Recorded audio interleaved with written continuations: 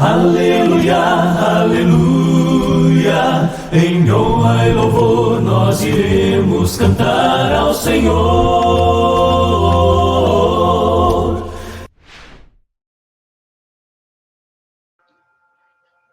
Olá pessoal, Edivaldo mais uma vez, estamos juntos para dar continuidade no nosso curso. Terminamos a parte 2 da nossa lição e quero incentivar você a dar continuidade assistindo a próxima parte, a fim de que nós possamos continuar crescendo juntos na graça e no conhecimento do nosso amado Jesus. Que o Eterno te abençoe e te guarde.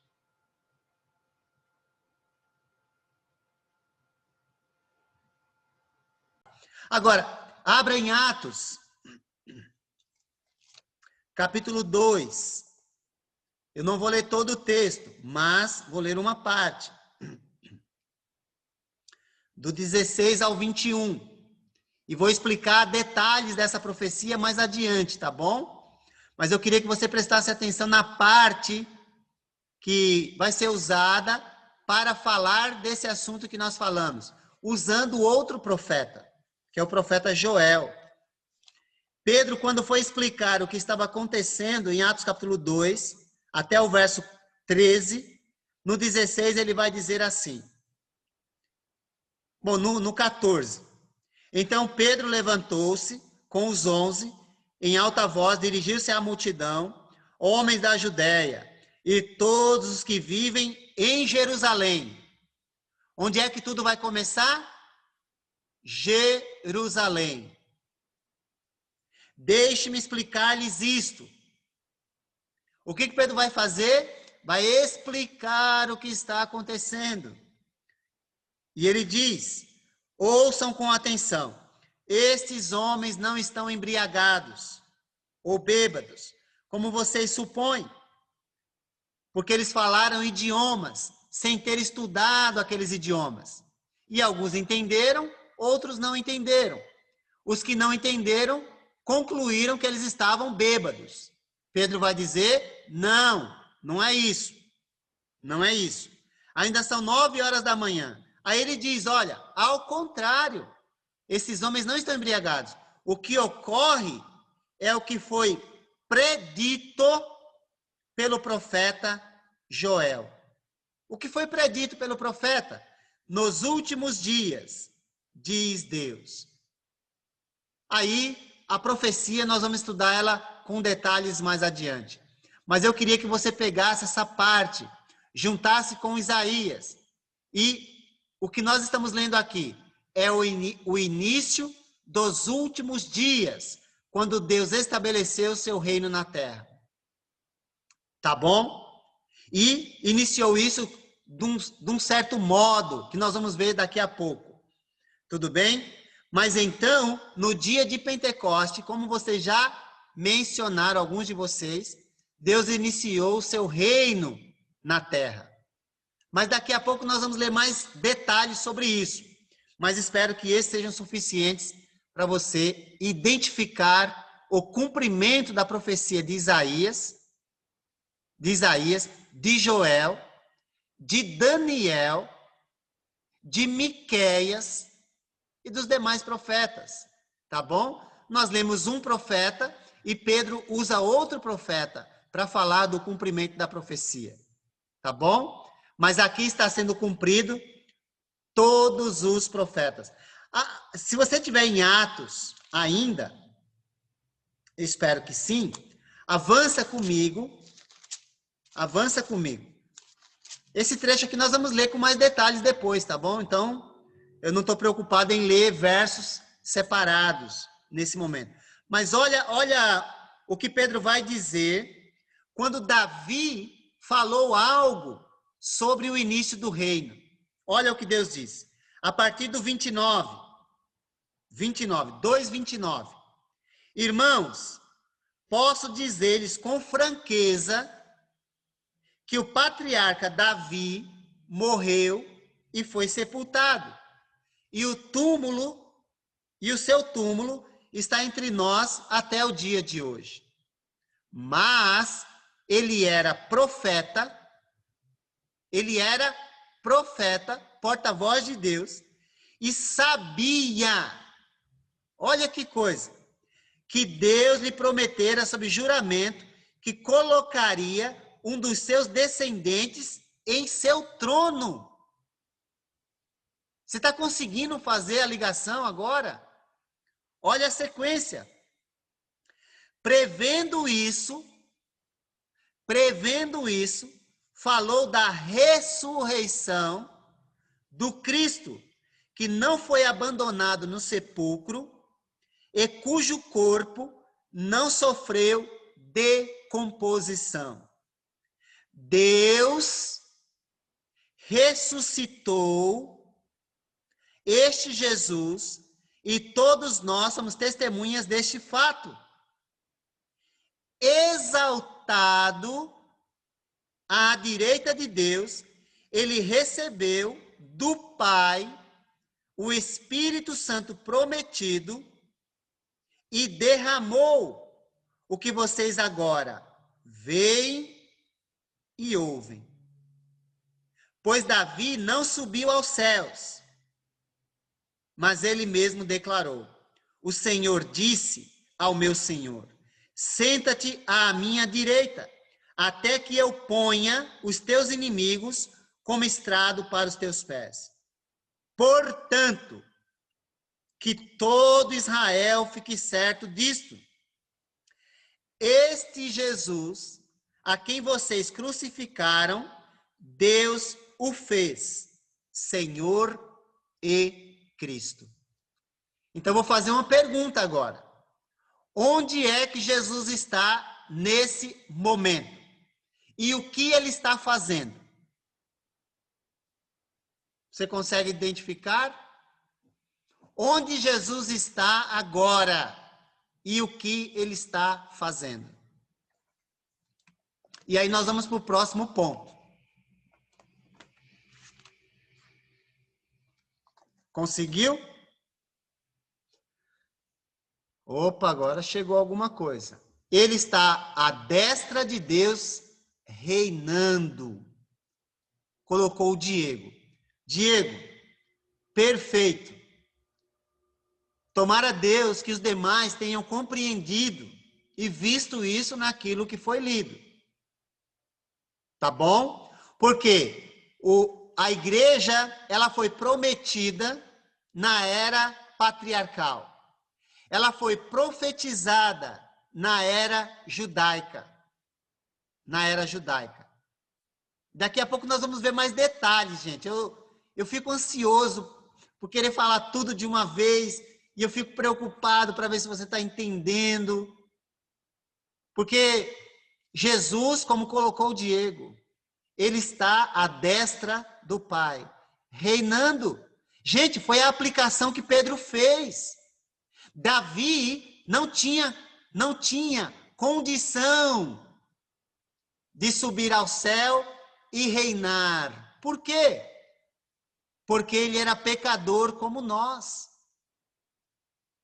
Mas um descendente dele, chamado Yeshua HaMashiach, Jesus o Messias, ocupou esse lugar e está reinando. Bom, vamos ver alguma coisa agora, só para você ver se vai fazer sentido para você. A igreja, ela foi preparada nos dias de Jesus. Ela foi preparada. Olha que interessante. Abra em Marcos 1,15. Marcos 1,15. Eu espero que você esteja acompanhando esse raciocínio, tá bom? Espero que ajude você. Porque se você entender isso, o restante é simples. Se você não entender isso, o restante vai ficar um pouco mais difícil de aceitar, eu acho. Na minha opinião, né? Mas eu estou pedindo a Deus que você esteja conseguindo acompanhar. Bom, quando Jesus, ou melhor, quando Isaías, deixa eu beber uma água aqui.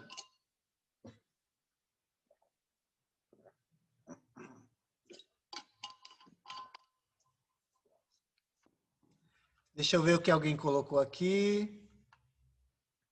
Reinando sobre o seu reino, nosso, igreja.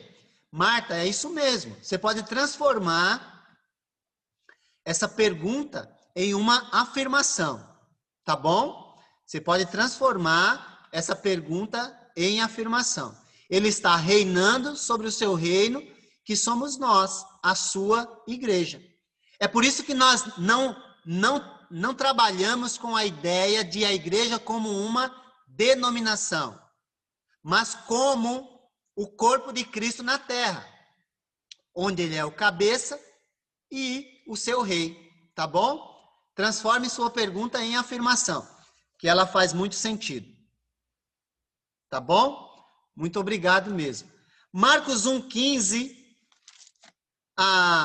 Você lembra quando Isaías disse que tudo ia começar? Você lembra? Alguém lembra? Quando foi que Isaías disse que tudo ia começar? Agora eu voltei um pouquinho, né? Mas você lembra quando foi que ele disse que tudo ia começar?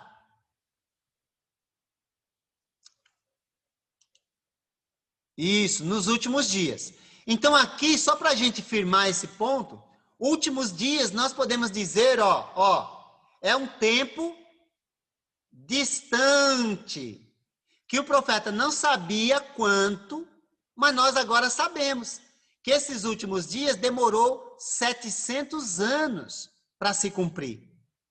Agora, olha a mudança de linguagem na boca de Jesus. Na boca de Jesus. Olha a mudança. Sobre o mesmo assunto, mas olha a mudança. Isso mesmo, Gisele. Tá certinho. Tudo bem? Então, o profeta disse últimos dias. Então, últimos dias, mais uma vez, um tempo distante, que ele não sabia quanto tempo era, mas que nós sabemos hoje, porque estamos relendo a história, que durou 700 anos, porque se cumpriu em Jesus. Deu para entender isso? Agora, olha a mudança de linguagem na boca de Jesus sobre o mesmo assunto, sobre o início do reino. Olha isso.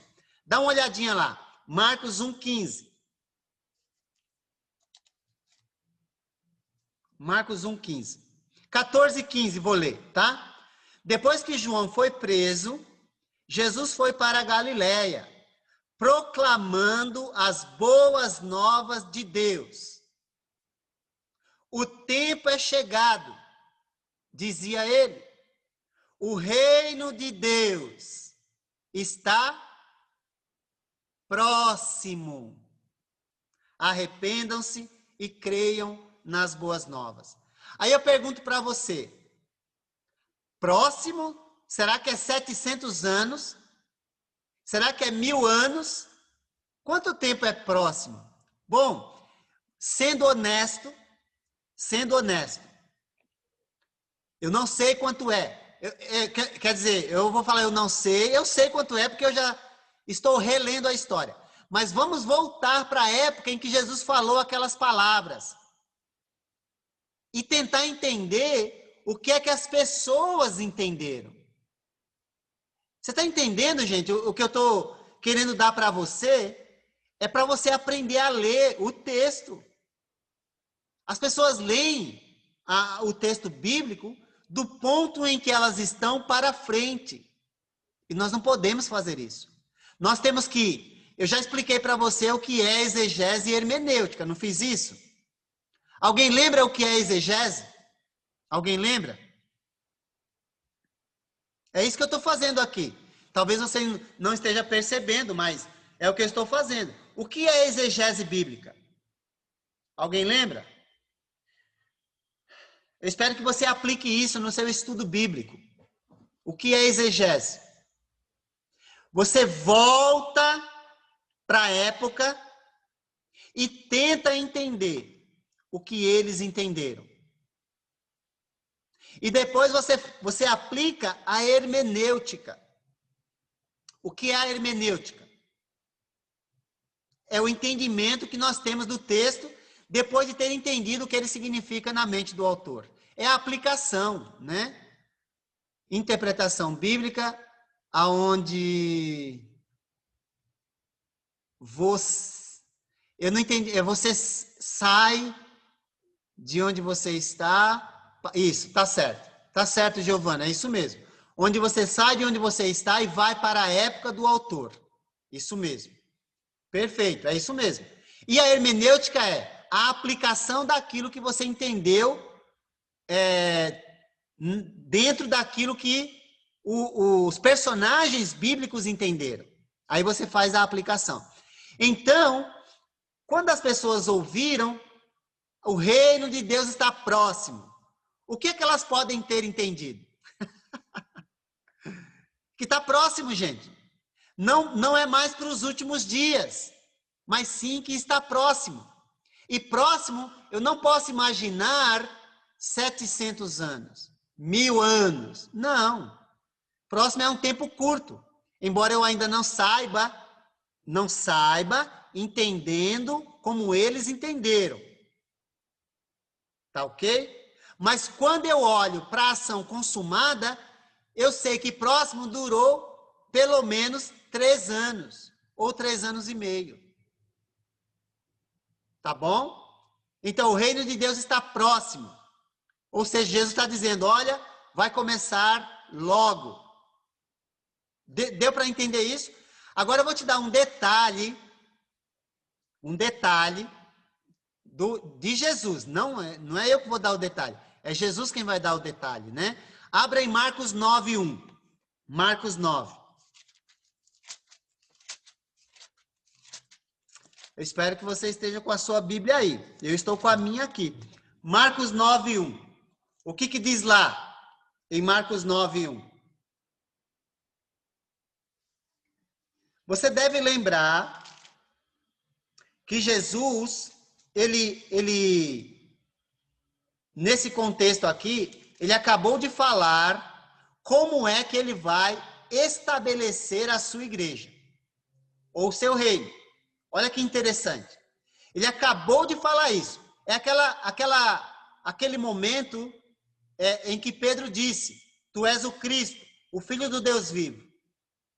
E aí ele disse, eu porém te digo, tu és Pedro, e sobre esta pedra, isso que você falou, eu vou edificar a minha igreja. Eu vou te dar as chaves do meu reino. E aí no capítulo 9, verso 1, ele diz essas palavras que eu diria, olha, você pode torcer, alguém pode torcer o quanto quiser, mas não dá para dizer que o reino vai começar só depois quando ele vier. Não. Ou então ele disse algo aqui que não faz sentido. Eu vou perguntar para você. Mas ele disse assim, garanto-lhes que alguns dos que aqui estão, de modo nenhum, experimentarão a morte antes de verem o reino de Deus vindo com poder. Qual é a garantia que Jesus está dando aí? Que eu posso dizer para você. O reino já começou.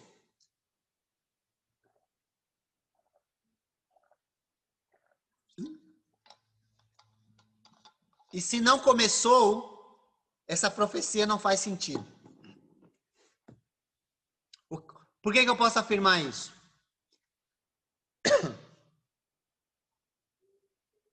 Você entendeu essa palavra de Jesus? Você entendeu? O que você entendeu dessa palavra? Alguém gostaria de compartilhar? Eu vou tomar um café enquanto você pensa.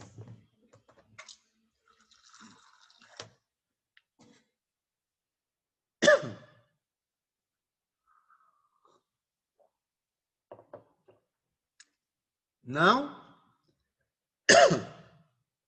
Silêncio total.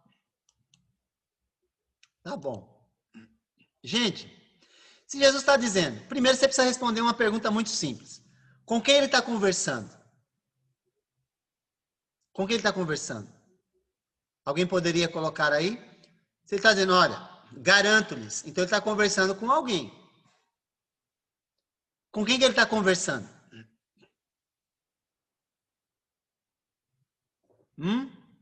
E são perguntas que você precisa fazer para o texto, para poder entendê-lo, né?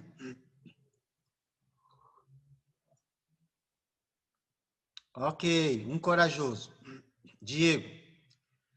Uma multidão e os discípulos. Perfeito, Diego. É isso mesmo. Se você olhar o contexto, você vai descobrir que ele está conversando com... O Daí colocou com os 12.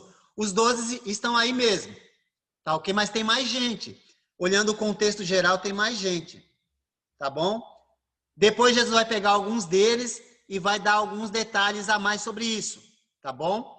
Mas vamos colocar assim. Ele está conversando com os discípulos. Tá bom?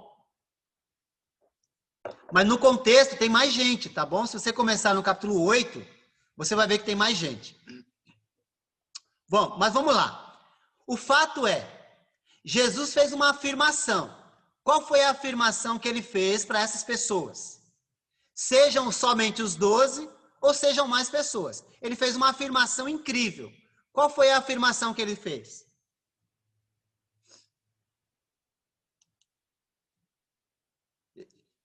Eu fico com vontade de falar, eu tenho que controlar minha ansiedade, mas eu gostaria que você percebesse, tá bom? Alguns não provarão a morte. Aleluia! Aleluia, Giovana! Aleluia! Ótimo, ótimo. Agora eu vou fazer uma pergunta. Você pegou o propósito, você pegou o ensino. Perfeito, é isso mesmo. Que alguns deles estavam ali ouvindo, que alguns deles que estavam ouvindo, verão isso, Diego. Perfeito. Nossa, agora nem precisa explicar mais. Graças a Deus. Graças a Deus. Que o reino iniciaria antes deles morrerem. Pronto. Agora acabou. A gente não precisa explicar mais nada. Perfeito. Perfeito. Você acredita que está certo? Você acredita? Vocês que afirmaram, vocês acreditam nisso?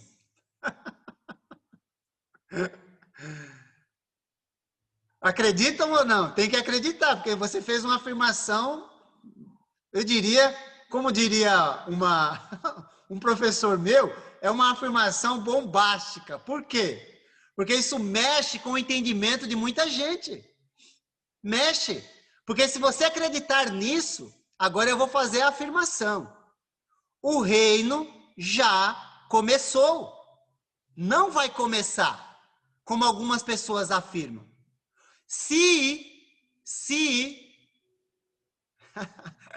Muito bom, Giovana. Muito bom. Muito bom. Ela colocou, mais lindo que o outro. Isso mesmo. Um aprendizado mais lindo que o outro. Maravilha. Perfeito. Gente, se o reino ainda não começou, como alguns afirmam, então, qual é a conclusão lógica que nós devemos chegar com aquelas pessoas que Jesus disse que veriam o reino chegar? Qual deve ser a condição delas?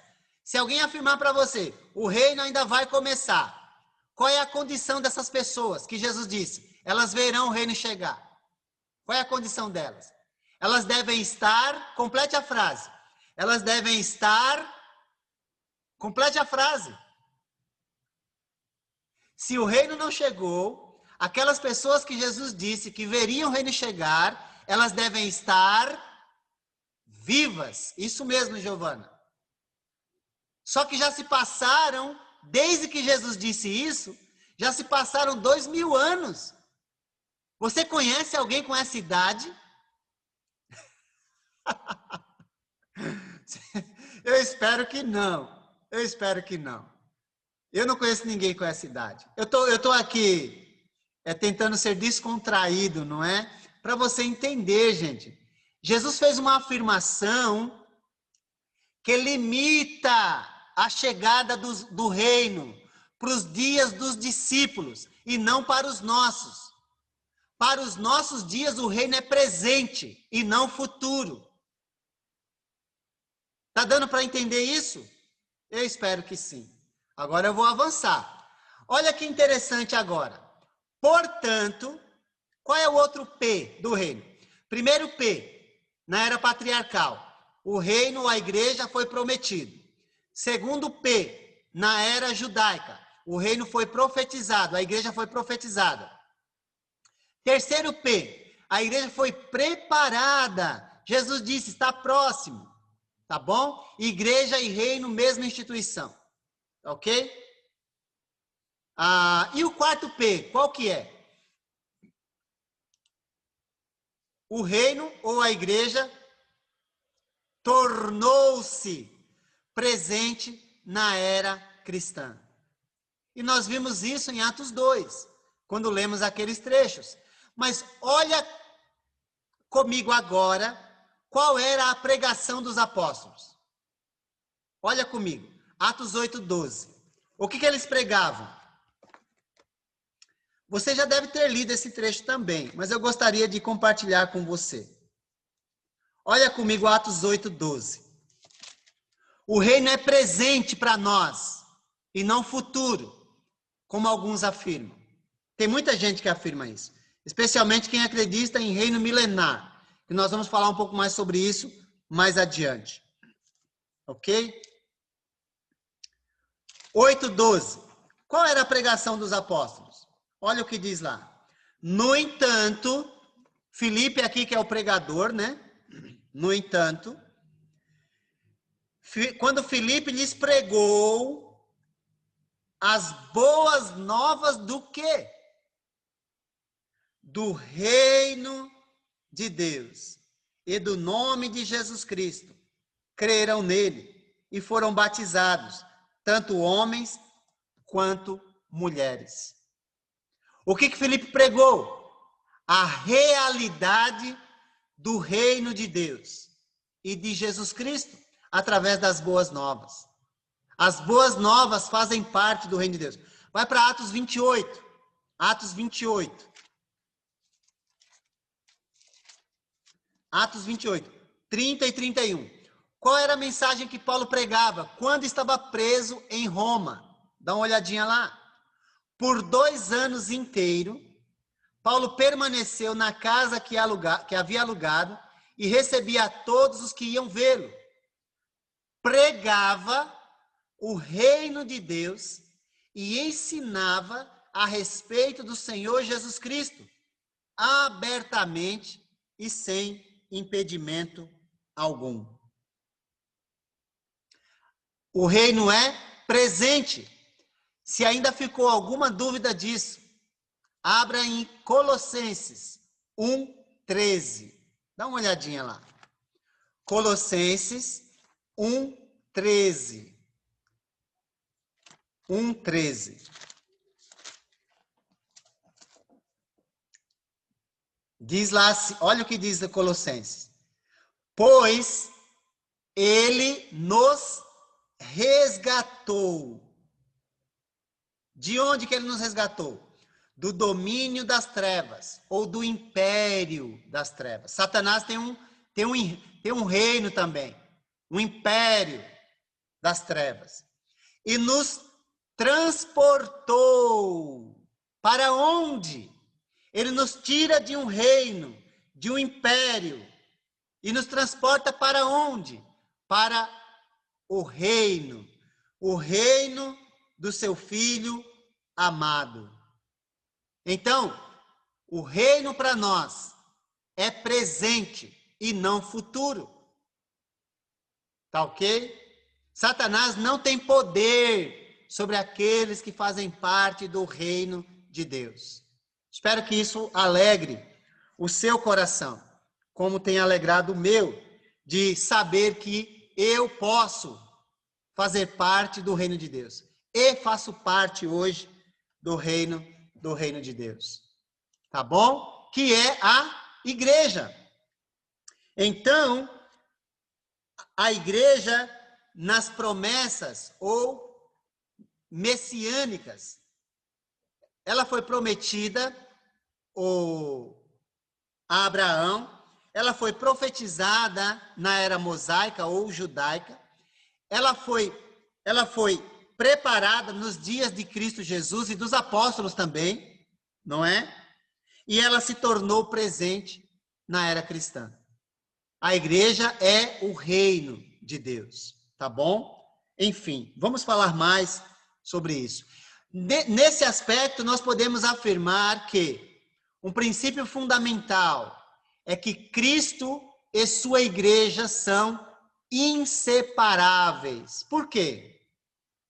Por quê? Porque promessas relacionadas a Cristo relacionam-se à sua igreja.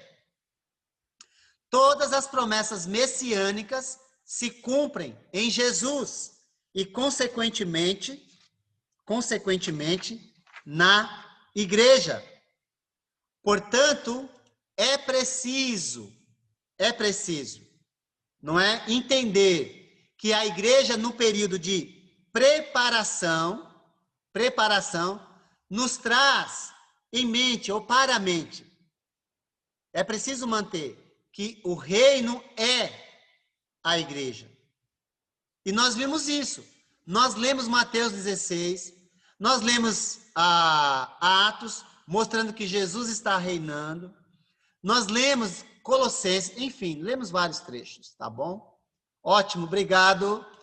É verdade, senão eu me empolgo e a gente vai correndo, né? Deixa eu só finalizar esse ponto aqui e nós vamos parar para o nosso café, tá bom? Então vamos lá. Aqui é mais para você preencher a sua apostila aí, olha. Então vamos lá, ó.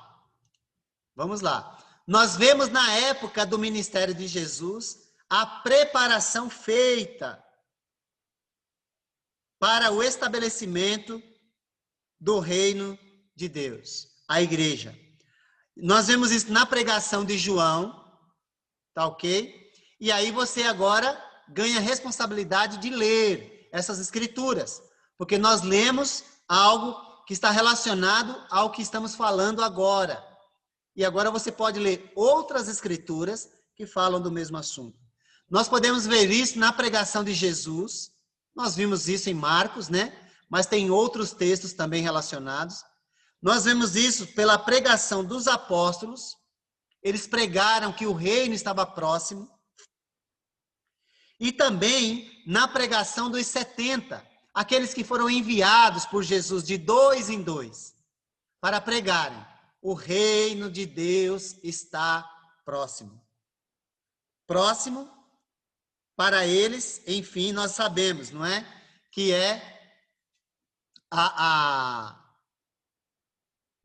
mais ou menos 3 anos. E para nós é existente, porque no dia de Pentecostes se cumpriu a profecia. Então a igreja, ela está presente na terra, tá bom? Por quê?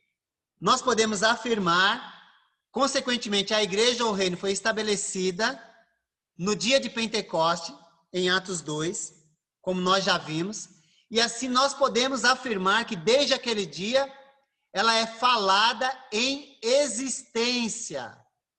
Nós já lemos alguns textos, e aí tem mais outro tanto para você, se tiver curiosidade, de ler mais sobre esse mesmo assunto. Então, a elevada missão da igreja para a salvação, a prestação de serviços, a adoração, a pureza e a comunhão entre os membros, a torna de suma importância. Tá bom? Então, nesse aspecto, a igreja faz parte do plano de salvação, porque fora dela não tem salvação para ninguém. Dela quem? A igreja que foi fundada por Jesus através dos apóstolos. Tá ok? Agora, nós vamos fazer o nosso intervalo e depois vamos falar um pouco sobre a natureza da igreja bíblica. Esse vai ser o próximo tópico, não é? A respeito desse assunto, tá bom? Então, que Deus abençoe e que você tenha um bom café. Olá, pessoal. Edivaldo, mais uma vez. Estamos juntos para dar continuidade ao nosso curso. Terminamos a parte 3 da nossa lição e quero incentivar você a assistir à próxima parte para que nós possamos continuar crescendo juntos na graça e no conhecimento do nosso amado Jesus. Que o Eterno te abençoe e te guarde. Aleluia, aleluia, em honra e louvor nós iremos cantar ao Senhor.